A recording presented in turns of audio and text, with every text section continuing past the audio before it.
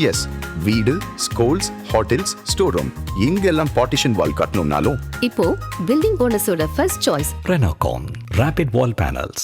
ஆஹா, no compromise. உங்க சைடுலயும் எங்க சைடுலயும். It's a GT promise. GT Holidays, South India's #1 travel brand. Vijay வந்து முதல் மாநாட்டிலே பெரிய ஆஃபர்லாம் கொடுத்தாரு. ஆட்சியில் பங்கு, அதிகாரத்தில் பங்கு. அந்த ஆஃபர் கொடுத்ததுக்கு பிறகு இது வரைக்கும் ஒரு கட்சி கூட அங்கே போகல. ஏன்னா யாரும் நம்பல. சரி, ஆட்சியை பிடிச்சாதானே அப்புறம் வந்து பங்கு கொடுக்கறதா இல்லையான்றது. சரி, சிறிய கட்சிகளுக்கு கூட அப்படிப்பட்ட ஒரு நம்பிக்கை ஏற்படாத காரணத்தினால்தான் அவர்கிட்ட யாருமே போகல. பொருந்தா கூட்டணி என்பதற்கு அவர்களுடைய கடந்த கால பேச்சுக்கள் உதாரணம். டிடிவி தினகரன் அவர்கள் எடப்பாடியோட போய் சேர்றதை விட தூக்கில் தொங்கிடலாம், அந்த அளவுக்கு ஒரு கடுமையாக பேசினவர் இன்னைக்கு நாங்கள் எங்களுக்குள்ள பங்காளி சண்டை அப்படின்ற மாதிரி அதை சமரசம் செய்து கொள்வது. அதே மாதிரி திரு அன்புமணி ராமதாஸ் அவர்கள் திரு எடப்பாடி சம்பந்தமாக கடந்த காலத்தில் பேசிய பேச்சுக்கள் எல்லாம் காது கொடுத்து கேட்க முடியாது. என்டிஏ கூட்டணி ஒரு பொருந்தா கூட்டணின்னு சொல்லிட்டீங்க. திமுக கூட்டணி அப்படி தானே இருக்குது. கேரளாவில் சிபிஎம்முக்கும் காங்கிரஸுக்கும் ஒரு மிகப்பெரிய ஒரு மோதல் போக்கு இருக்குது. ஆனால் தமிழ்நாட்டில் ஒன்றா இருக்கீங்களே. தமிழ்நாட்டில் நாங்கள் கொள்கை அடிப்படையில் பாரதிய ஜனதா கட்சியை ஆட்சி அதிகாரத்திலிருந்து அப்புறப்படுத்துவது என்பது எங்களுடைய மாநில குழுவுடைய முடிவு. எங்களுடைய முதன்மையான எதிரி பாரதிய ஜனதா கட்சி. ஒருவேளை தப்பித்தவறி அதிமுக பிஜேபி தப்பித்தவறி ஒருவேளை ஆட்சி அமைக்கிறது என்று வந்தால் அது பிஜேபி ஆட்சியாக இருக்குமே தவிர அதிமுகவினுடைய ஆட்சியாக நிச்சயமாக இருக்காது. அதிமுக 150 இடத்துல வெற்றி பெற்றா கூட அதிமுகவே அப்படி சுயேட்சையாக ஆட்சி நடத்த அவர்கள் அனுமதிக்க மாட்டார்கள். ஸோ இந்த கூட்டணி என்பது மிரட்டி உருவாக்கப்பட்ட கூட்டணிங்கிறீங்க என்டிஏ. அதில் வந்து சந்தேகமே கிடையாது. வேண்டாம் இல்லை சொல்லுங்க, இயல்பான கூட்டணி, நாங்கள் விரும்பிதான் போய் சேர்ந்தோம் அப்படின்னு சொல்லுங்க யாரையாவது. சார், கம்யூனிஸ்ட் கட்சி வேறு, மற்ற கட்சிகள் என்பது வேறு.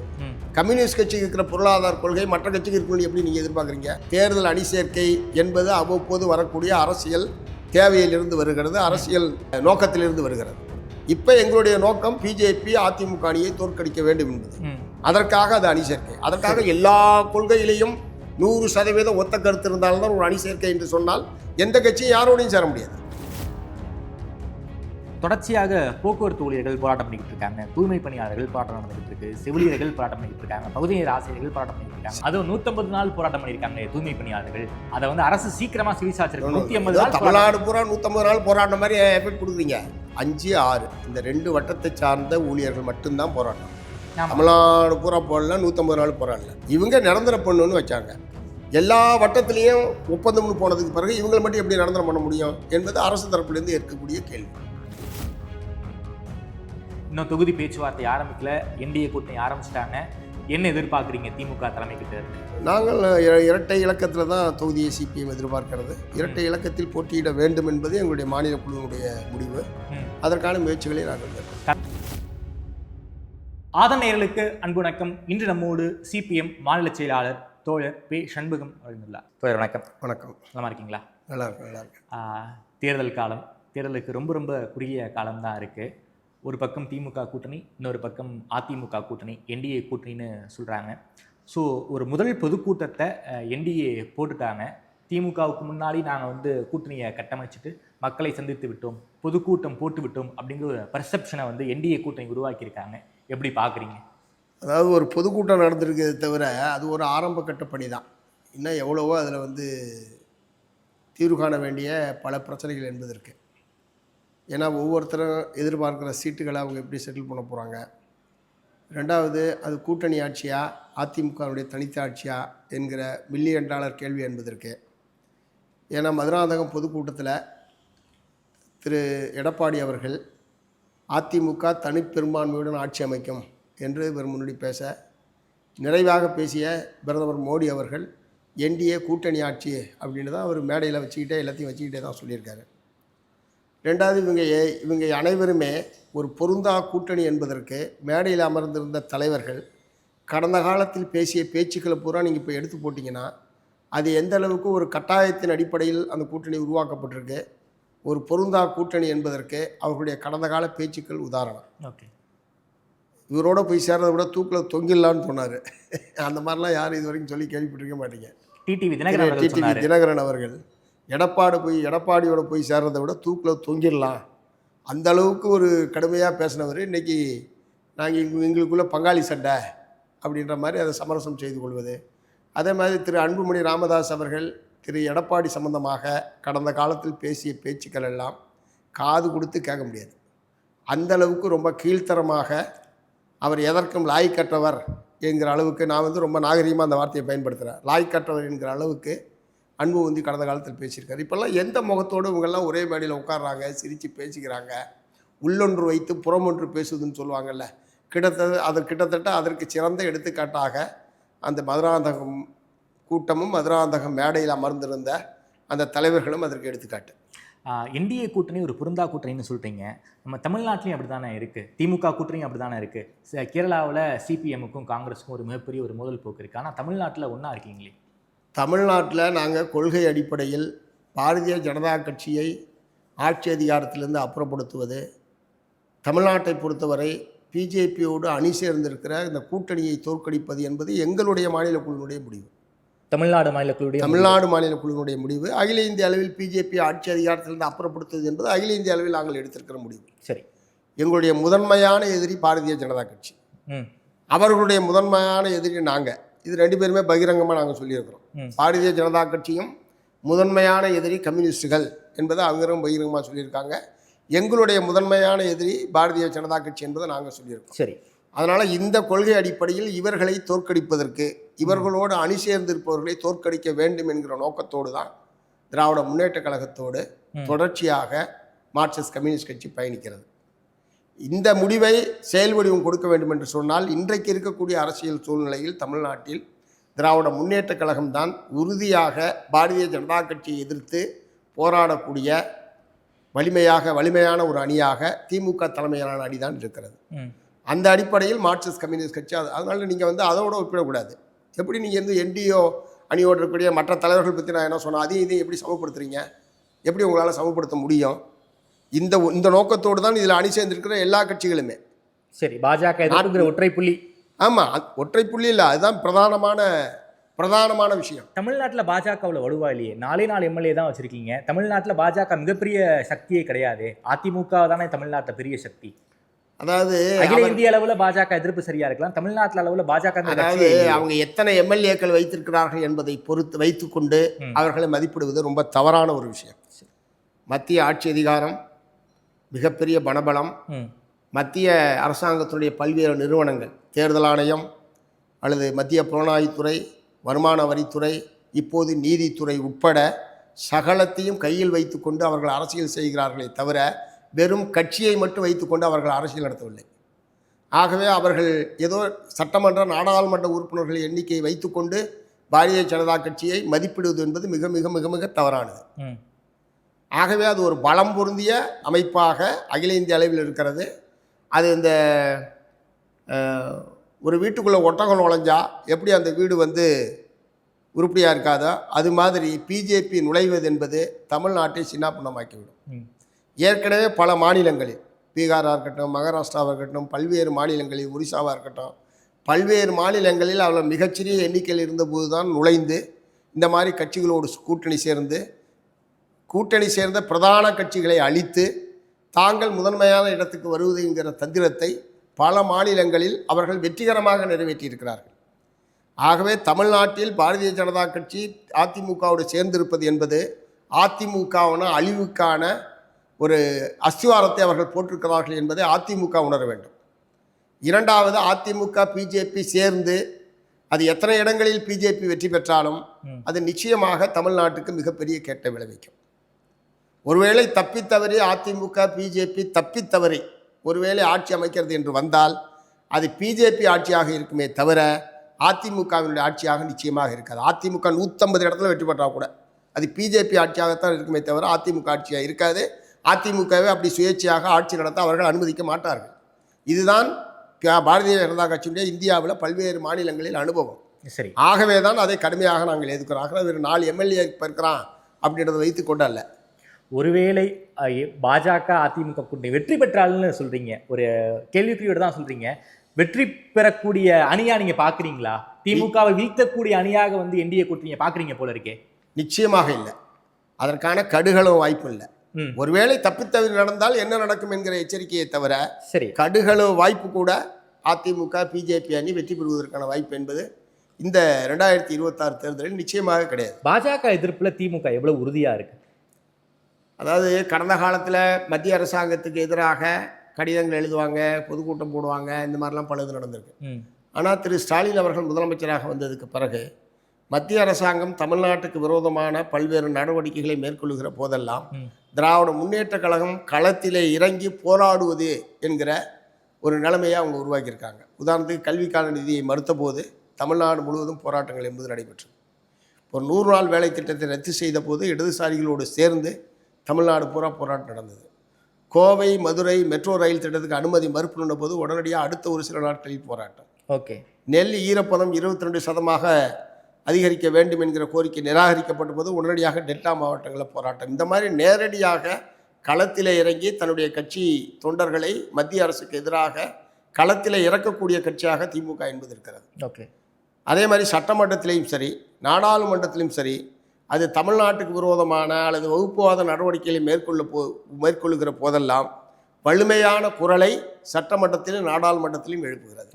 ஆகவே அந்த வகையில் மிக உறுதியான பிஜேபி எதிர்ப்பில் மிக உறுதியாக திராவிட முன்னேற்ற கழகம் இருக்கிறது என்பதுதான் எங்களுடைய மதிப்பீடு. கொள்கை அளவில் வந்து திமுகவுக்கும் பாஜகவுக்கும் நிறைய வித்தியாசம் இருக்கு, நான் இல்லைன்னு சொல்ல. ஆனால் முதலாளித்துவ சிந்தனைன்னு ஒன்று வரும்போது திமுக பாஜகவுக்கு என்ன நிலைப்பாடு இருக்கோ அதே நிலைப்பாடு தான் திமுகவுக்கு இருக்கு. எடுத்துக்காட்டு துப்புரவு பணியாளர்கள் போராட்டம், ஒரு பிரைவேட்டைசேஷனாக ஆதரிக்கக்கூடிய போராட்டம், மிக கடுமையான போராட்டம். அதற்கு பிறகு தான் தமிழ்நாடு அரசு பின்வாங்கியிருக்காங்க.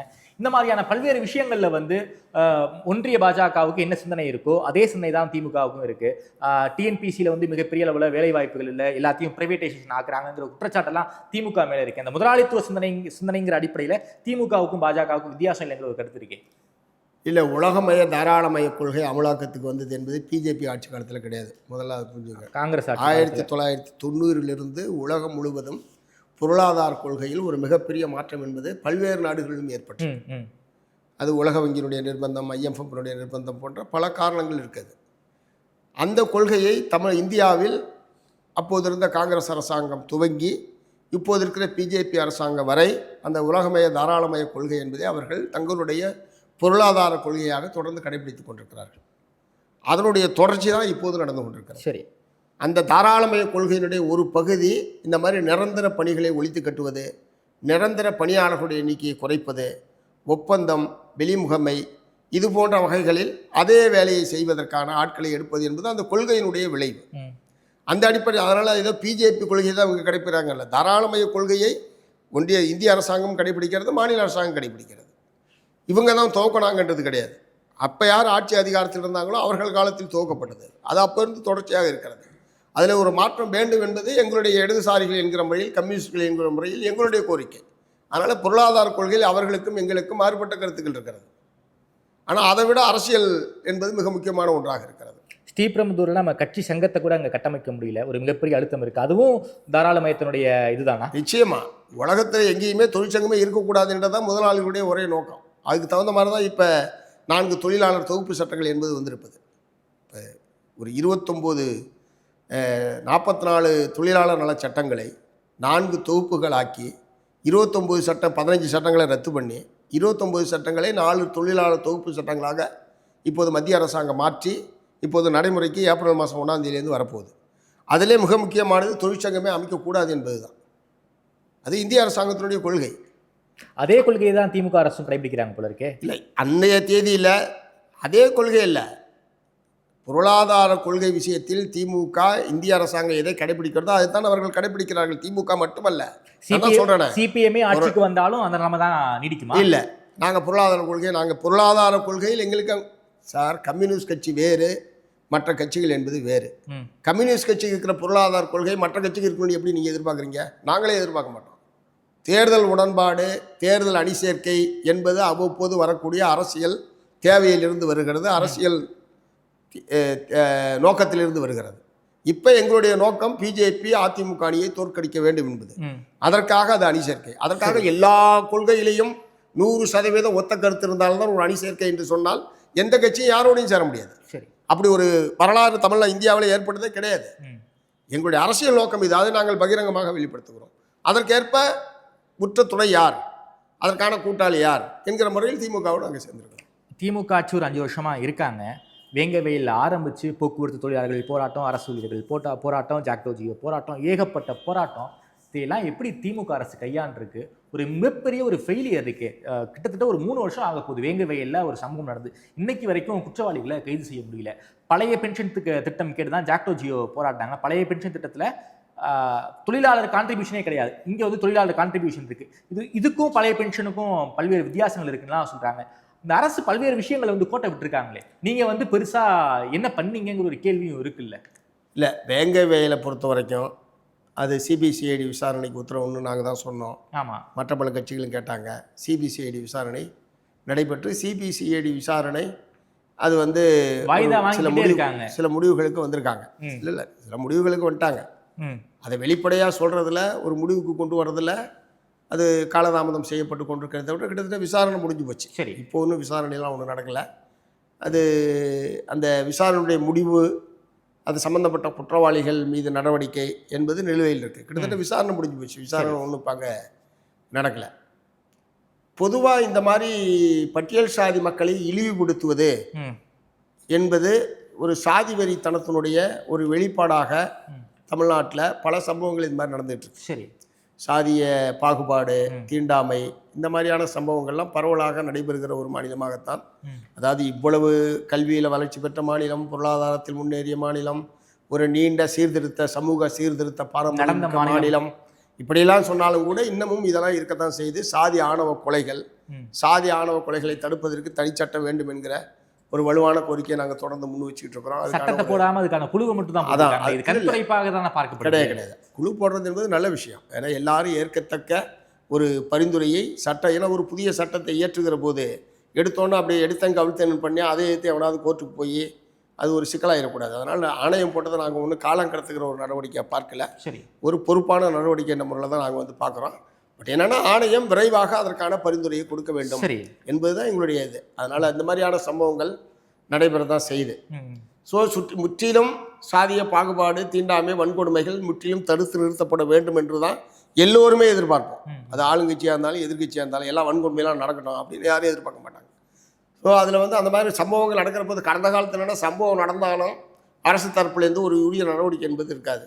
இவங்க காலத்தில் சம்பவம் நடந்ததற்கு பிறகு உடனடியாக வழக்கு பதிவு செய்து சம்பந்தப்பட்ட குற்றவாளிகள் கைது செய்வது, இந்த மாதிரியான ஒரு அணுகுமுறையில் ஒரு சின்ன மாற்றம் என்பது திமுக ஆட்சி காலத்தில் ஏற்பட்டிருக்கு. பல சம்பவங்களை எங்களை போன்றவர்கள் தலையிட்டதற்கு பிறகு உடனடியாக நடவடிக்கை எடுப்பது என்பதெல்லாம் நடந்துகிட்ருக்கு. இந்த ஜாக்டோஜியை இதை பொறுத்த வரைக்கும் பழைய ஓய்வூதிய திட்டம், நான் என்ன கேட்க வந்தால் இந்தியாவில் எந்த மாநிலத்தில் பழைய ஓய்வூதிய திட்டம் இருக்கு சார்? அவங்க வச்சிருந்த கோரிக்கையில் அந்த 10% பங்களிப்பு தொகை என்பதை தவிர வேறு எல்லாமே ஜாக்டோஜியை வைத்த கோரிக்கைகளை அரசாங்கம் ஏற்றுக்கொண்டிருக்கு. சரி, அதாவது கடைசியாக பெறக்கூடிய ஊதியத்தில் 50%, குடும்ப ஓய்வூதியம் கடைசியாக பெறக்கூடியிலேருந்து 60%, அதே மாதிரி ஆப்ஷன் தேசிய பங்களிப்பு திட்டமாக அல்லது தமிழ்நாடு அரசாங்கத்தினுடைய உறுதிப்படுத்தப்பட்ட ஓய்வூதியமா, எது தேவையோ அதை நீங்கள் செலக்ட் செய்து கொள்ளலாம். ஆப்ஷன் இருக்குது. அதனால் ஊழியர்கள் பூரா இதை தான் ஏற்றுக்கணுன்ற கட்டாயம் என்பது கிடையாது. அரசாணையே வராதுன்னாங்க. 1/1/26 இது நடைமுறைக்கு வரும் என்று சொல்லியாச்சு. 1/26 முன்னாடி ஓய்வு பெற்றவர்களுக்கு கருணை ஓய்வூதியம் வழங்கப்படும். அதற்கான அரசாணை இன்னும் வராமல் இருக்குது. அது வழங்கப்படும் என்கிற உறுதி அந்த அறிவிப்பில் இருக்குது. இதை விட பெட்டராக சிறப்பாக வேறு எந்த மாநிலத்திலாவது இந்த ஓய்வூதிய திட்டம் அமுலில் இருக்குது அல்லது அறிவிச்சிருக்காங்கன்னு சொல்லுங்கள். இதை விட பெட்டரா இந்தியாவில் எங்கேயுமே கிடையாது. இந்த 10% பங்களிப்பு தொகை என்பது ஒன்று தான் அதில் இருக்கிற சின்ன குறை. ஓகே, அதுவும் எதிர்காலத்தில் போர்க்கப்பட வேண்டும் என்பது தான் எங்களுடையது. அதாவது மத்திய அரசாங்கம் பணம் தர மாட்டேன்றான். கடுமையான கடன் சுமையில் தமிழ்நாடு அரசாங்கம் கிட்டத்தட்ட 8 லட்சம் கோடி 9 லட்சம் கோடி கடன் இருக்குன்னு நினைக்கிறேன். இவ்வளவுக்கு மத்தியில் இந்த ஜாக்டோஜியோ ஊழியர்களுடைய உணர்வை புரிந்து கொண்டு இது ஒரு நியாயமான கோரிக்கை ஏற்க வேண்டும் என்கிற முறையில் அரசாங்கம் இன்னைக்கு எடுத்திருக்கிற முடிவு என்பது மிக மிக வரவேற்கத்தக்கது. அந்த முறையில் தான் சிபிஎம் வரவேற்றிருக்கிறதே தவிர அது தோழமை கட்சி என்பதற்காக நாங்கள் வரவேற்கல. இதை விட பெட்டரா ஒன்று செய்ய முடியாது. இப்போ இருக்கிற பொருளாதார சூழலில், நிதி சுமையில் இதை விட பெட்டரா செய்ய முடியாது என்பதனால் நாங்கள் வரவேற்றிருக்கிறோம். ஓகே, தொடர்ச்சியாக போக்குவரத்து ஊழியர்கள் போராட்டம் பண்ணிக்கிட்டு இருக்காங்க, தூய்மை பணியாளர்கள் போராட்டம் நடந்துகிட்டு இருக்கு, செவிலியர்கள் போராட்டம் பண்ணிக்கிட்டு இருக்காங்க, பகுதி நேர ஆசிரியர்கள் போராட்டம் பண்ணிக்கிட்டு இருக்காங்க. செவிலியர்கள் செட்டில்டு சார். செவிலியர் போராட்டம் நடந்தது, தலையிட்டோம். 1000 பேர், நீங்கள் யோசிச்சு பாருங்கள், நீங்கள் அட்டிய டயத்தில் 1000 பேர் நிரந்தரம் பண்ணப்பட்டிருக்காங்க.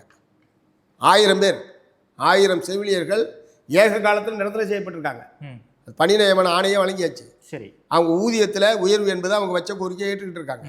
போராடினாங்க, கூப்பிட்டு பேசுனாங்க, செட்டில் ஆயிருக்கு. போராட்டமே கூடாதுன்னு நீங்கள் நினைக்கிறீங்க? தொடர்ச்சியான போராட்டம் நடக்கட்டுமே. போராடுறதுக்கான அனுமதி இருக்குது, போராட்டத்துக்கு சட்டப்படியான உரிமை என்பது இருக்குது, கோரிக்கை எங்களுக்கு தீர்க்கப்படாமல் இருக்குது. அதனால் போராடி பெறுறாங்க. போராடி பெறுவது நல்லது தானே.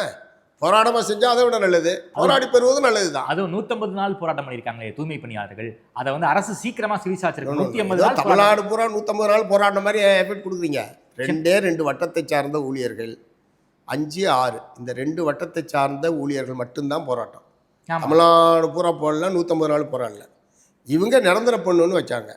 எல்லா வட்டத்திலையும் ஒப்பந்தம்னு போனதுக்கு பிறகு இவங்களை மட்டும் எப்படி நிரந்தரம் பண்ண முடியும் என்பது அரசு தரப்புலேருந்து இருக்கக்கூடிய கேள்வி.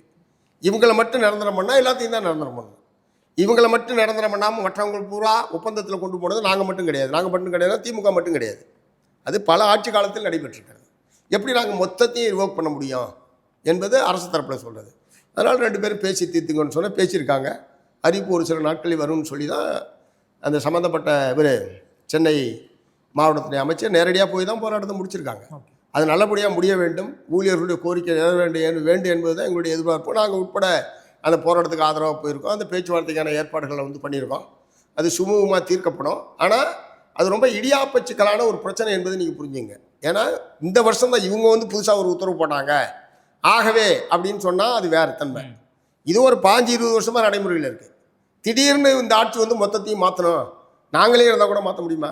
எப்படி சாத்தியம்? அது ஒரு 5-20 வருஷமாக ஒப்பந்தத்தில் இருக்கிறவங்களை மொத்த பற்றி அப்படியே நிரந்தரம் ஆக்கிறது அப்படின்னு சொன்னால் எப்படி நடைமுறையில் சாத்தியம்? அது அதனால் இவங்களுடைய கோரிக்கை நிரந்தரம் என்பது நாங்கள் தொடர்ச்சியாக மாநகராட்சி பணியாளராகவே தொடர வேண்டும் என்பது இந்த 5-6 வட்ட, அது நியாயமான, அது ஒன்றும் தப்பான சட்டவிரோதமான கோரிக்கைன்ற முறையில் நாங்கள் பார்க்கல. பட் நடைமுறையில் சிரமம் இருக்கிறதுன்றதை அவங்க சொல்லியிருக்காங்க. 2 பேரும் பேசிங்கன்னு பேசியிருக்காங்க. தமிழ்நாட்டை பொறுத்த வரைக்கும் சிபிஎம் ஒரு நீண்ட கால கூட்டணின்னு பார்த்தா 2019 தேர்தலிருந்து ஒரு 7 ஆண்டுகளுக்கு மேலாக திமுக கூட்டணியில் பயணிச்சுக்கிட்டு இருக்கீங்க. எப்படி பார்க்குறீங்க? திமுக எப்படி உங்களை மதிக்கிறாங்க? காங்கிரஸ் கட்சியிலேருந்து பல குரல்கள் எழுது, திமுகவிலேருந்து எங்களை மதிக்க மாட்டேங்கிறாங்க அப்படிங்கிற குரல் எல்லாம் எழுது. அந்த மாதிரியான ஒரு மனமாச்சரியங்கள் சிபிஎம் எதுவும் இருக்கா? இல்லை, கிட்டத்தட்ட 2018 நாங்கள் திராவிட முன்னேற்ற கழகத்தோடு பயணிக்கிறோம். 19 தேர்தல், 21 தேர்தல், 24 தேர்தல், இப்போ அடுத்து 26 தேர்தல் உட்பட இது கூட்டணி கட்சிகளை மதிப்பதை பொறுத்தவரை திமுக தலைமையிடமிருந்து எங்களுக்கு எந்த விதமான நெருடலோ கசப்பான அனுபவங்களோ எதுவுமே கிடையாது. சரி, மக்களுடைய பிரச்சனைக்காக நாங்கள் ஒன்றும் மற்ற சொந்த பிரச்சனைக்காக போராட்டம் கிடையாது. எப்போதுமே மக்களுடைய பிரச்சனைக்காக போகிற போது முதலமைச்சராக இருந்தாலும் சரி, அமைச்சர்களாக இருந்தாலும் சரி, உரிய முறையில் அது வாய்ப்பு என்ன இருக்குது, நிறைவேற்றுவதற்கான என்ன வாய்ப்பு இருக்குது, பாசிபிலிட்டிஸ் இருக்குது, இல்லை என்ற முறையில் எங்களோட விவாதிக்கிறாங்க. வாய்ப்பு இருக்கிறத செய்கிறாங்க, வாய்ப்பு இல்லைன்றதை இன்னென்ன காரணத்தினால சாத்தியம் இல்லைன்றதை சொல்கிறாங்க. அந்த மாதிரிலாம் ஒரு சுமூகமான நல்ல உறவு என்பது தான் இருக்கிறது. சரி, கடந்த காலங்கள்லேயே ஒரு 6 சீட்டு பாஜகவை காரணம் காட்டி கடந்த எலெக்ஷனில் கூட்டணி கட்சிகள் எல்லாருக்குமே ஒரு 6 இடங்கள் தான் கொடுத்துருக்காங்க. ஸோ உங்கள் மாநாட்டில் கூட இரட்டை இலக்கத்தில் நாங்கள் சீட் கேட்போன்னு தீர்மானமெல்லாம் போட்டிருக்கீங்க. இன்னும் தொகுதி பேச்சுவார்த்தை ஆரம்பிக்கல, என்டிஏ கூட்டணி ஆரம்பிச்சிட்டாங்க. என்ன எதிர்பார்க்குறீங்க திமுக தலைமைக்கிட்ட இருந்து? நாங்கள் இரட்டை இலக்கத்தில் தான் தொகுதியை சிபிஎம் எதிர்பார்க்கிறது. இரட்டை இலக்கத்தில் போட்டியிட வேண்டும் என்பது எங்களுடைய மாநில குழுவினுடைய முடிவு. அதற்கான முயற்சிகளை நாங்கள் மேற்கொள்வோம். கலைஞர் இருக்கும்போதே கூட உங்களுக்கு சிபிஎம் கட்சிகளுக்கெல்லாம் ஒரு இரட்டை இலக்கத்தில் கொடுத்துருக்காங்க. ஏன் கடந்த எலெக்ஷன்லேயே நீங்கள் கேட்டு வாங்கியிருக்க முடியும்? கடந்த எலெக்ஷன்லேயே உங்களால் வாங்க முடியல. கலைஞரே உங்களுக்கு ஒரு 12 சீட்டு கொடுத்தாருங்கிற நினைவெல்லாம் இல்லை, அவ்வப்போது இருக்கக்கூடிய அரசியல் சூழல் போன்றவற்றோடு சேர்ந்தது அது. சரி, நாங்கள் 22 தொகுதியெல்லாம் போட்டிக்கிட்டு இருக்கோம். ஆமாம், அதிமுகவோடு கடைசியாக 13 தொகுதியில் போட்டிக்கிட்டு இருக்கிறோம். அந்த மாதிரி அது ஒவ்வொரு இப்போ நிறைய கட்சிகள் ஒரு அணிக்குள்ளே நிறைய கட்சிகள் வருகிற போது ஆட்சி அமைக்க வேண்டும் என்று விரும்பக்கூடிய கட்சி ஒரு கூடுதலான இடங்களில் போட்டியிட வேண்டும், தனிப்பெரும்பான்மை பெற வேண்டும் என்று அவர்கள் எதிர்பார்க்கிறார்கள். ஸோ அந்த மாதிரியான சூழலை பொறுத்து இந்த முறை இரட்டை இலக்கத்தில் போட்டியிட வேண்டும் என்பது எங்களுடைய தீர்மானமாக இருக்குது. பாஜக எதிர்ப்புங்கிற ஒற்றை அடிப்படையில் கூட்டணியில் திமுக கூட்டணியில் நீங்கள் இருக்கீங்க. அதே பாஜக காரணம் காட்டி தானே கூட்டணி கட்சிகளுக்கான சீட்டை கம்மியாக கொடுக்குறாங்க. பாஜக உள்ளே வந்துடும் இந்த பாஜக பூச்சாண்டிய திமுக காட்டுது அப்படிங்கிற ஒரு பார்வையை அரசியல் விமர்சகர்கள் வைக்கிறாங்களே. முதல்ல அந்த அரசியல் விமர்சகர்கள், அதே மாதிரி உங்களை மாதிரி ஊடகவியலாளர்கள் இந்த பாஜக பூச்சாண்டி அப்படின்னு சொல்கிறது முதல்ல நான் வன்மையாக கண்டிக்கிறேன். சரி, அது முதல்ல பூச்சாண்டிலாம் கிடையாது, அது பயங்கரமான பூதம், அது பயங்கரமான ஒரு பூதம். சரி, இந்த திருப்பரங்குன்றத்தில் தீபம் ஏற்ற பிரச்சனையை வச்சுக்கிட்டு 1 மாதமாக என்ன அலோவலப்படுத்திட்டு இருக்காங்க நீதிமன்றத்தை கையில் வச்சுக்கிட்டு. தீபம் ஏற்றுறதுன்றது 3ஆம் தேதி முடிஞ்சு போச்சு.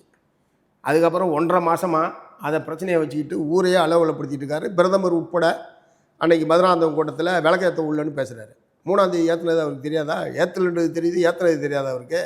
ஆகவே ஒரு சின்ன துரும்பு கிடைச்சா கூட ஈர பேனாக்கி பேனை பெருமாளாக்குறதுன்னு சொல்லுவாங்கல்ல, அதுக்கு மிகச்சிறந்த எடுத்துக்காட்டு பிஜேபி தான். சரி, அப்படிப்பட்ட ஒரு பிஜேபியை நீங்கள் வந்து பிஜேபி என்கிற பூச்சாண்டியை காட்டின்னு முதல்ல மதிப்பிடுறதே அதனுடைய ஆபத்துக்களை ஊடகவியலாளர்கள் அல்லது இந்த அரசியல் விமர்சகர்கள் உரிய முறையில் அதை மதிப்பிடுவதில் தவறுகிறார்கள், தப்பு செய்கிறார்கள்னு நான் சொல்ல விரும்புகிறேன். ஓகே. அதனால் நாங்கள் வந்து அதை அப்படி பார்க்கல, அவரை லேசாக பார்க்கல பிஜேபியினுடைய செயல்பாடுகளை. அது எண்ணிக்கை எத்தனை இருக்கான், எத்தனை ஊரில் கட்சி இருக்குது, எத்தனை எம்எல்ஏ இருக்கான், அப்படி இல்லை. ஆனால் அவங்களுடைய பணிகள் என்பது பல நூற்றுக்கணக்கான அமைப்புகளை ஆர்எஸ்எஸ் தலைமை தாங்கி நடத்தி கொண்டிருக்கிறது. பாஜகவால் பண்ண முடியுது, ஏன் அதை முற்போக்கு சக்திகளால் பண்ண முடியலங்கிற கேள்வி இருக்கே. இல்லை அவங்க எப்போதுமே இந்த பிற்போக்கு சக்திகள், வலதுசாரி சக்திகள் நிறையா பொய் சொல்லி அவங்க நடத்துகிறான். இந்த பாருங்களேன், பிரதமரே வந்து விளக்கேற்ற உள்ளன்னு பேசுகிறாரு, அது பொய் தானே? வழக்கம் போல் டிசம்பர் மாதம் 3ஆம் தேதி சாயந்தரம் 6 மணிக்கு தீபம் ஏற்றியாச்சா இல்லையா? நாங்கள் எங்களை மாதிரி நாங்கள் பொய் சொல்கிறது இல்லை, அதான் பிரச்சனை. அவன் பொய் சொல்லியே கட்சி நடத்துகிறான். பொய் பிரச்சாரத்தையே ஒரு முக்கியமான ஆயுதமாக அவர்கள் பயன்படுத்தி கொண்டிருக்கிறார்கள். இடதுசாரிகள் அப்படி செய்ய முடியாது. அந்த பொய் அம்பலப்படுத்த வேண்டிய கட்டாயம் அதை நாங்கள் அம்பலப்படுத்திக்கிட்டு தான் இருக்கோம். பட் அவங்களுக்கு இருக்கிற வாய்ப்பு வசதியும் எங்களுக்கு இருக்கிறது ரொம்ப. அந்த பொய் பரப்புற அளவுக்கு ஏன் உண்மை வேகமாக போக மாட்டேங்குதுன்னு நினைக்கிறீங்க? எப்போதுமே போகாது சார். உண்மையை ஏற்றுக்கிறதுல எப்போதுமே வதந்திக்கு இருக்கிற வாய்ப்பு, சரி, வதந்திக்கு இருக்கிற செல்வாக்கு உண்மையை சொல்லும்போது வராது. சரி, கடந்த எலெக்ஷனில் ஒரு 6 சீட் வாங்கி 2 இடங்களில் ஜெயிச்சிங்க. இப்போ வந்து எந்த தொகுதிகளை நீங்கள் எதிர்பார்க்குறீங்க, எந்த மாதிரியான இடங்களை நீங்கள் எதிர்பார்க்குறீங்க? இரட்டை இலக்கத்தை எதிர்பார்க்குறீங்க. கீழ்த்தஞ்சையில் மிகப்பெரிய கட்டமைப்பு இருக்குது, இன்றைக்கு வரைக்கும் சிபிஎம்க்கு வந்து ஒரு மிகப்பெரிய செல்வாக்கு இருக்குது, வெற்றி தோல்வியெல்லாம் தீர்மானிக்கிறீங்க. ஸோ எந்த மாதிரியான இடங்கள், எந்த ஏரியா, எந்த இடங்களில் எவ்வளோ இடங்கள் எதிர்பார்க்குறீங்க, எந்த இடத்துல கான்சன்ட்ரேட் பண்ணுறீங்க? இல்லை, இரட்டை இலக்கத்தில் போட்டியிட வேண்டும் என்பது எங்களுடைய முடிவு. அது பேச்சுவார்த்தை நடக்கும்போது நம்ம வந்து இது பண்ணுவோம். பொதுவாக அதாவது எங்களுடைய வலு மட்டுமே தீர்மானிக்கிறது இல்லை. எங்களுடைய வலு இருக்கிற இடத்துல மட்டும் நாங்கள் போட்டிட்டு தான் எதுக்கு அணி சேரணும்? சரி, கூட்டணி சேர வேண்டிய அவசியமே இல்லையே. அதனால் கூட்டணி எங்களுடைய வலு ரெண்டும் சேர்ந்தால் வெற்றி பெறுவதற்கு வாய்ப்பு இருக்கிற பகுதி எது என்ற முறையில் தான் நாங்கள் வந்து யோசிப்போம். அந்த மாதிரி முன்னுரிமை தொகுதிகள் என்பதை நாங்கள் தேர்வு செய்து வச்சுருக்கோம். அந்த பேச்சுவார்த்தை குழுவிடம் நாங்கள் வந்து உரிய முறையில் தெரிவிப்போம். குறிப்பாக சிபிஎம் போன்ற உங்கள் கட்சிக்கு வந்து முதலாளித்துவ அமைப்பு, பெரிய பெரிய நிறுவனங்கள் வந்து பணமெல்லாம் கொடுத்தா திருப்பி அனுப்பியிருக்கீங்க. கடந்த எலெக்ஷனில் தேர்தல் நிதிக்காக திமுக கிட்ட இருந்து வாங்கின அந்த தொகை வந்து ஒரு மிகப்பெரிய ஒரு பேசு பொருளாக மாறுனுச்சு. சிபிஎம் மீது விமர்சனமெல்லாம் வச்சாங்க. இதெல்லாம் அது வந்து சிபிஎம்க்கு ஒரு கெட்ட பேராகவே பல பேரும் பேசியிருக்காங்க. இதை நீங்கள் எப்படி பார்க்குறீங்க? முதலாளித்துவ அமைப்பு வேறு, அது முதலாளித்துவ கட்சி தானே. முதலாளித்துவ கட்சிக்கு கிட்ட இருந்து பணம் வாங்குறது சரியாங்கிற கேள்வியும் வந்து எழுப்புறாங்களே சார்.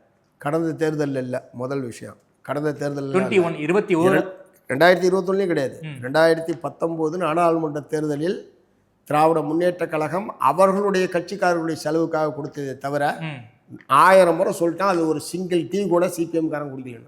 1000 முறை சொல்லிட்டான், சிங்கிள் டீ கூட நாங்கள் குடிக்கல. சரி, எங்களுடைய தேர்தல் உடன்பாடு என்னன்னா, அவங்கவுங்க கட்சி செலவை அவங்கவுங்க பார்த்துக்கணும். சரி, எங்கள் கட்சி அவங்க போட்டியிடுற இடத்துல நாங்கள் அவங்கள்ட்ட காசு வாங்கிட்டு வேலை செய்ய மாட்டோம். அது மாதிரி அவங்க நாங்கள் போட்டியிடுற இடத்துல அவங்களுக்கு நாங்கள் காசு கொடுக்க மாட்டோம். சரி, இதை வந்து நீண்ட காலமாக சிபிஎம் கடைபிடித்து வரக்கூடிய தேர்தல் நெறிமுறை. அவங்கள்ட்ட காசு வாங்குறதுல நாங்கள் காசு கொடுக்கறது கிடையாது. அப்போ அவங்க கட்சிக்காரன் செலவை யார் பார்த்துக்கிறது? கூட்டணி சேர்ற கட்சியினுடைய அவங்க தான் பெரிய கட்சி. அவங்க கட்சிக்காரங்க செலவை நாங்கள் பார்த்துக்க மாட்டோம். அது மாதிரி எங்களுக்கு நீங்கள் கொடுக்க வேண்டியதில்லை. அந்த அடிப்படையில் அவங்க கட்சிக்காக கொடுத்தது அது. சரி, ஒரே இது தேர்தல் பத்திரத்தில் வந்ததுனால அக்கௌண்ட் மூலமாக தான் கொடுக்க முடியும்னாங்க, கொடுத்தா அப்படியே வாங்கி அவங்க கொடுத்துட்டோம். சரி, அதில் வந்து தேர்தல் ஆணையத்தில் முறையான வரவு செலவு என்பது போயிருக்கு, இன்கம் டேக்ஸில் போயிருக்கு. அதில் ஒன்றும் மறைச்சலாம். நாங்கள் ஒன்று மறைச்சி வாங்குறதுனா அது என்ன பெரிய விஷயமா? இந்தியா போன்ற நாட்டில் பிஜேபிக்காரன் என்ன மறைச்சி வாங்காமல் இருக்கான்? இன்றைக்கி இந்தியாவிலேயே அதிக நிதி வச்சிருக்கிற ஒரு கட்சியாக 10,000 கோடி ரூபாய் வைப்பு தொகை வைத்திருக்கிற கட்சியாக பிஜேபி தான் இருக்குது. அது பூரா நேர்மையான முறையில் வந்தது தானே சொல்ல முடியுமா அவங்களால? இந்த ஒரு அது கூட நாங்கள் எவ்வளோ நீங்கள் உங்கள் கட்சிக்கு நீங்களே கொடுத்துங்கன்னு சொன்னோம். இல்லை, இது இந்த மாதிரி வந்ததுனால பேங்க் மூலமாக தான் அனுப்ப முடியும். சரி, எங்கள் கட்சியினுடைய தனிநபர் அனுப்பிச்சு நாளைக்கு அது செலவுக்கு வராமல் போச்சுன்னா சிக்கலாயிடும், உங்களுக்கு தான் வெற்றி வாய்ப்பில் பிரச்சனை வரும். அதனால் நீங்கள் வந்து வாங்கி அங்கே கொடுங்க, நாங்கள் வாங்கி கொடுத்தோம், அவ்வளோதான். இதை வந்து 100 முறை விளக்கம் சொல்லிட்டேன் நான். இப்பயும் அந்த விளக்கத்தை தான் சொல்கிறேன். அது ஒன்றும் தவறானதில்லை, அவங்க கட்சிக்காக அவங்க கொடுத்தது. இதை எப்படி சிபிஎம் வாங்குறதுன்னு வேணுமெனே சிபிஎம் மீதான ஒவ்வாமையிலிருந்து மீண்டும் மீண்டும் எங்களுடைய எதிரிகளால் கிளப்பப்படுகிற குற்றச்சாட்டை தவிர கடுகளவு கூட அதில் நியாயம் கிடையாது. இந்த 5 ஆண்டு ஆட்சி முடிய போது திமுக ஆட்சியுடைய செயல்பாடு மதிப்பீடு, உங்களுடைய மதிப்பீடு என்ன? ஒரு 10க்கு எத்தனை மார்க் கொடுப்பீங்க? மார்க்குள்ளலாம் அடைக்க முடியாது, உங்களுடைய மதிப்பீடு என்ன? திமுக ஆட்சியினுடைய மதிப்பீடு. அதாவது 20க்கு நடந்ததில் அதாவது நிறைய சமூக நலத்திட்டங்களை அவர்கள் நிறைவேற்றியிருக்கிறார். சரி. நேரடியாக மக்களுக்கான பணப்பலன்கள் என்பது நேரடியாக வங்கிகள் மூலமாக, கடந்த காலத்துல எல்லாம் விஓ மூலமாக போகணும், அவன் வாங்குறான் அல்லது பாதி எடுத்துக்கிறான், அந்த மாதிரியான நிறைய குற்றச்சாட்டு நாங்களே அமல்படுத்தியிருக்கோம், பல பேர் வந்திருக்கோம். ஆனால் இந்த முறை எல்லாமே ஆன்லைன் மூலமாக வங்கிகள் மூலமாக செல்கிறது. எந்த விதமான முறைகேடு, ஊழல் இந்த மாதிரியான விஷயங்கள் இல்லாமல் மக்கள் நல திட்டங்கள் நேரடியாக மக்களுக்கு போய் சேரக்கூடிய ஒரு இதை பண்ணியிருக்காங்க. அது மாதிரி கல்லூரி படிக்கக்கூடிய மாணவர்களுக்கு அதெல்லாம் ரொம்ப நல்ல விஷயம். இல்லைனா பொம்பளை பிள்ளைக்கு எதுக்கு படிப்பு, பொம்பளை பிள்ளை படிக்கிறதுக்காக செலவு பண்ண முடியாது என்கிற கருத்தோட்டம் தான் இன்னமும் சமுதாயத்தில் இருக்குது. ஸோ இந்த மாதிரியான பல அடிப்படையான விஷயங்களை அவங்க வந்து பண்ணியிருக்காங்க. அந்த முறையில் இதுவரைக்கும் இருந்ததில் சிறந்த ஆட்சி என்பது தான் என்னுடைய மதிப்பீடு. ஓகே. குறிப்பாக எந்த ஒரு ஆட்சியாக இருந்தாலும் அந்த ஆட்சிக்கு எதிரான மனநிலையெல்லாம் இருக்கும், மக்கள் மத்தியில் நிச்சயமாக இருக்கும். அதை எப்படி கூட்டணியாக வந்து எதிர்கொள்ள போறீங்க? பாஜக மிக கடுமையான நெருக்கடிகளை வந்து திமுக கூட்டணிக்கு கொடுக்க போகுதுங்கிற ஒரு பேச்செல்லாம் வந்துகிட்டு இருக்கு. பிரதமரே வந்து சிஎம்சிங்கிறாரு, கரப்ஷன், மாஃபியா, கிரைம், திமுக ஆட்சி சட்ட ஒழுங்கு சரியில்லை, மாஃபியாக்கள் இருக்காங்க, போதைப் பொருட்கள் நடமாட்டம்னு ஏகப்பட்ட குற்றச்சாட்டுகளை வந்து பிரதமர் அடுக்கி இருக்காரு. இதையெல்லாம் நீங்க வந்து எப்படி வந்து எதிர்கொண்டு ஜெயிக்க போறீங்க? இந்த சிஎம்சின்றது யாருக்கு பொருந்துமோ பொருந்தாதோ, முழுக்க பாரதிய ஜனதா கட்சிக்கு நாடு தழுவிய அளவில் பொருந்தும் இந்த சிஎம்சி என்பது. சரி. அவர்கள் ஏற்கனவே என்ன பல மாநிலங்களில் செய்து கொண்டிருக்கிறார்களோ அதைத்தான் இங்கே வந்து அவர் வெளிப்படுத்திட்டு இருக்காரு பிரதமர் அவர்கள். அதனால் அது ஒன்று. அவங்க ஒன்றும் நெருக்கடியில் இல்லை, அவங்கள்ட்ட இருக்கிறது நான் ஏற்கனவே சொன்னல, பட்டியலிட்டல. ஆமாம். தேர்தல் ஆணையத்தை பயன்படுத்துறது, மத்திய நிறுவனங்களை பயன்படுத்துறது, அதை விட அபரிமிதமான பணம் அதை கொண்டு வந்து இந்த முறை தேர்தலில் கூட்டுவாங்க. இதன் மூலமாக இது பண்ணுவாங்க. தன்னுடைய கூட்டணிக்கு கொண்டு வர வேண்டும் என்று விரும்பக்கூடிய ஆட்களை இந்த நிறுவனங்களை எல்லாம் வைத்து மிரட்டி அடிபணிய வைப்பது என்பது அவங்களுடைய தந்திரம். அதைத்தான் அமித்ஷா செய்து கொண்டிருக்கிறார். அதன் அடிப்படையில் தான் பலர் அங்கே போயிருக்காங்க. போயிருக்கிற அன்புமணியாக இருக்கட்டும், தினகரனாக இருக்கட்டும், மற்ற பலராக இருக்கட்டும், எல்லாரும் அவங்க மேலே பூரா வழக்கு இருக்கிறது எல்லாத்துக்குமே தெரியும். மிரட்டி தான் அந்த அணி உருவாக்கப்பட்டிருக்கிறது. அதனால தேர்தல் முடிஞ்ச பிறகு அது என்ன ஆகுன்னு தெரியாது. ஸோ இந்த கூட்டணி என்பது மிரட்டி உருவாக்கப்பட்ட கூட்டணிங்கிறீங்க என்டிஏ. அதில் வந்து சந்தேகமே கிடையாது. வேண்டாம் இல்லை சொல்லுங்க, இயல்பான கூட்டணி, நாங்கள் விரும்பி தான் போய் சேர்ந்தோம் அப்படின்னு சொல்லுங்கள். யாரையாவது சொல்லுங்கள் அதில் இருக்கிற ஆளை. அதிமுகவாக இருக்கட்டும், இவர் தினகரனாக இருக்கட்டும், அன்புமணியாக இருக்கட்டும், யாரையாவது சொல்லுங்கள். அவங்கள்ட்ட அதுக்கான வாய்ப்பு இருக்குது. ஆனால் இந்த மாதிரிலாம் மத்தியில் எவ்வளோ காலம் காங்கிரஸ் இருந்திருக்கு, அவங்க இந்த மாதிரிலாம் பண்ணதே கிடையாது. பிஜேபி வந்த பிறகு தான் இந்த மாதிரி ஒரு ரவுடித்தனமான அரசியல் என்பதில் அவங்க வந்து ஒரு இதாக வச்சுக்கிட்டு இருக்காங்க. காங்கிரஸ் பண்ணியிருக்காங்க 2011 சிபிஐ விசாரணை மேலே போச்சு, அறிவாலயத்தில் கீழே வந்து கூட்டணி பேச்சுவார்த்தை பண்ணாங்களே. இல்லை சார், இதையே வேலையாக வழக்கமாக வச்சுருக்காங்கன்றேன். சரி. பிஜேபி இதை வழக்கமாக அனைத்து மாநிலங்களிலும் வைத்துக் கொண்டிருக்கிறார்கள். தமிழ்நாட்டிலையும் அதே தந்திரத்தை பயன்படுத்துகிறார்கள், இனிமேலும் அவர்கள் பயன்படுத்துகிறார்கள். ஆகவே ஒரு எந்த விதமான வரன்முறைக்குள்ளும் நாங்கள் அடங்க மாட்டோம், நாங்கள் உருவாக்குவது தான் விதி, நாங்கள் செய்கிறது தான் செயல் அப்படின்ற ஒரு அத்துமீறிய நடவடிக்கையில் பிஜேபி என்பது ஈடுபட்டிருக்கு. அதனால் காங்கிரஸோட ஒப்பிடவே முடியாது. இதை சரி அப்படியே நடந்திருக்கலாம், ஆனால் அதோட ஒப்பிடவே முடியாது. குறிப்பாக இந்த 2026 தேர்தலை பொறுத்த வரைக்கும் ஒரு கணிக்க முடியாத தேர்தலாக இருக்குங்கிற ஒரு பார்வையை பல பத்திரிகையாளர்கள் வைக்கிறாங்க. அதற்கு காரணம் விஜயா இருப்பார். விஜய் பிரிக்கக்கூடிய ஓட்டு ஒரு மிகப்பெரிய ஒரு சேதாரத்தை திமுக கூட்டணிக்கும் ஏற்படுத்தலாம், என்டிஏ கூட்டணிக்கும் ஏற்படுத்தலாங்கிறீங்க. விஜய் அரசியல் எப்படி மதிப்பீடு பண்ணுறீங்க? உங்களுக்கு பெருசாக கட்டமைப்பு இல்லைங்கிற ஒரு குற்றச்சாட்டெல்லாம் இருக்குது. ஆனாலும் விஜய் வந்து ஒரு ஃபார்மிடபிள் ஃபோர்ஸாக வந்து பத்திரிகையாளர்கள் பார்க்குறாங்க, களத்தில் மக்களும் பார்க்குறாங்க. விஜய் பற்றி உங்களுடைய நிலைப்பாடு? அதாவது விஜய் வந்து முதல்ல ஒரு முதல் மாநாட்டிலே பெரிய ஆஃபர்லாம் கொடுத்தாரு. ஆடி தள்ளுபடி, பொங்கல் தள்ளுபடி, தீபாவளி தள்ளுபடி மாதிரி அவர் ஆஃபர்லாம் கொடுத்தாரு. ஆட்சியில் பங்கு, அதிகாரத்தில். ஆமாம். அந்த ஆஃபர் கொடுத்ததுக்கு பிறகு இது வரைக்கும் ஒரு கட்சி கூட அங்கே போகல, யாருமே போகல. அதான் ஒரு கட்சி கூட போகல. இதில் இருந்து அவர் ஆஃபர் வந்து ஏன்னா யாரும் நம்பலை. சரி, ஆட்சியை பிடிச்சாதானே அப்புறம் வந்து பங்கு கொடுக்குறதா இல்லையான்றது. சரி, இவர் ஆட்சியை பிடிப்பாருன்ற நம்பிக்கை இருந்திருந்தால் பலரும் போயிருப்பாங்க. அப்படி ஒரு நம்பிக்கை ஒரு சின்ன கட்சிக்கு கூட வராதனால தான், சிறிய கட்சிகளுக்கு கூட அப்படிப்பட்ட ஒரு நம்பிக்கை ஏற்படாத காரணத்தினால்தான் அவர்கிட்ட யாருமே போகல. ஸோ இதான் நிலைமை. அவரால் ஆட்சியை பிடிக்க முடியாது, அதுதான் நிலைமை. அவர் சில பர்சன்டேஜ் ஓட்டுகள் வாங்குவார். அரசியலுக்கு வந்து அதாவது நீங்கள் சொன்னீங்கல்ல ஆட்சிக்கு எதிரான மனநிலை, இந்த ஆட்சிக்கு எதிரான மனநிலை என்பது எல்லா காலத்துலையுமே இருக்கும். ஓகே, திமுக இருந்தாலும் அதிமுக இருந்தாலும் எந்த கட்சி, இப்போ சிபிஎம்முக்கு ஆட்சிக்கு எதிரான மனநிலை கேரளாவில் எல்லாமே இருக்க, எல்லா ஆட்சியின் மீதும் ஆட்சிக்கு எதிரான மனநிலை கொண்ட ஒரு பகுதி வாக்காளர்கள் இருக்கத்தான் செய்வார். சரி, ஸோ அதை யார் கைப்பற்றுவது என்ற முறையில் ஒரு மூன்றாவது ஃபோர்ஸ் வருகிற போது இயல்பாக அது அந்த பக்கம் போகும். ஏற்கனவே விஜயகாந்துக்கு அந்த மாதிரி தான் போச்சு, போன தடவை திரு சீமான் அவர்களுக்கு அப்படி தான் போச்சு, இப்போ விஜய்க்கு போகும். ஸோ அது வந்து ஆட்சி அதிகாரத்தை கைப்பற்றுகிற அளவுக்கு ஒரு ஆட்சி மாற்றம் என்ற அளவுக்கு அவரால் பண்ண முடியுமானா அதுக்கு வாய்ப்புகள் இப்போது கிடையாது. ஏன்னா அவர் ட்ரையலுக்கே என்ன வரல சார், முதல்ல ட்ரையலுக்கு வரட்டும், அதுக்கப்புறம் பார்ப்போம். ரொம்ப நன்றி தொடர். உங்களுடைய பிஸியான உங்களுடைய நெருக்கடியான நேரத்துக்கு மத்தியிலும் நேரம் கொடுத்து நேர்காணல் கொடுத்துருக்கீங்க. நேரம் கொடுத்து பேசியமைக்கு நன்றி தொடர். நன்றி. ஓகே.